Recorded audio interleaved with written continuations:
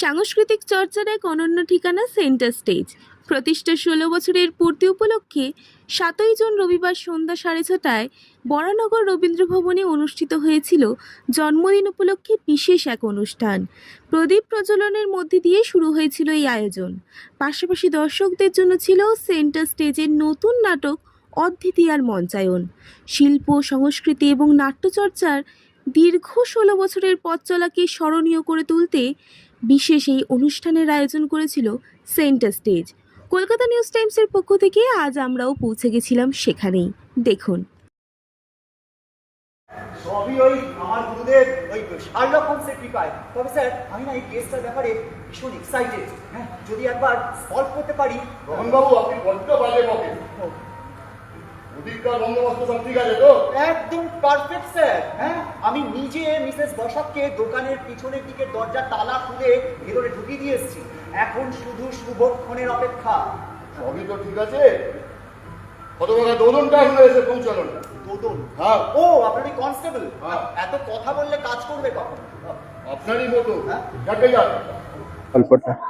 গল্প তো ভালো লেগেইছে ও হেনরির, এবং তার অ্যাডাপ্টেশন বাংলায় করা হয়েছে, খুব ভালো লেগেছে।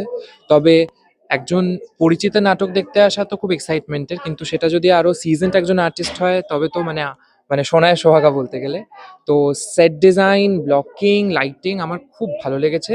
অভিনয় নিয়ে specifically other than the lead characters, বাদবাকি যারা যারা অভিনয় করেছেন তারা মারাত্মক স্বতঃস্ফূর্ত, কাজেই মানে নো কমপ্লেন্টস।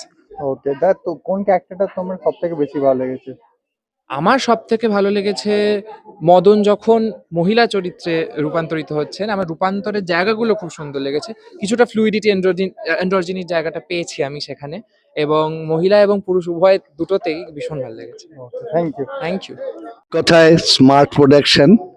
গল্পটা তো বিদেশি গল্প অবলম্বনে অনুবাদ, কিন্তু প্রোডাকশন একদম টান টান গেছে। আর দ্বিতীয় কথা, রিহার্সাল খুব ভালো হয়েছে।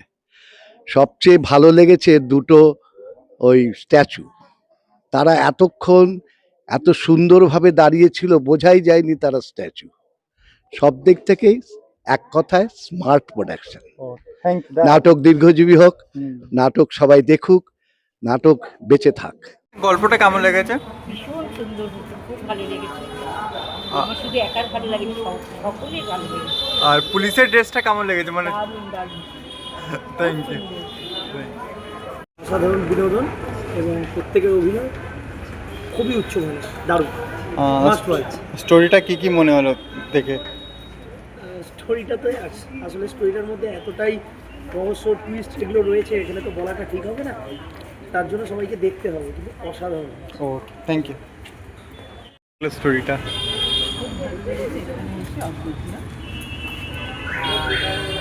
আমরা একজনের কাছে কিছুতেই আমরা এসেছি, কিন্তু এসে খুব সুন্দর সময়টাও কাটলো, নাটকটাও সুন্দর দেখলাম।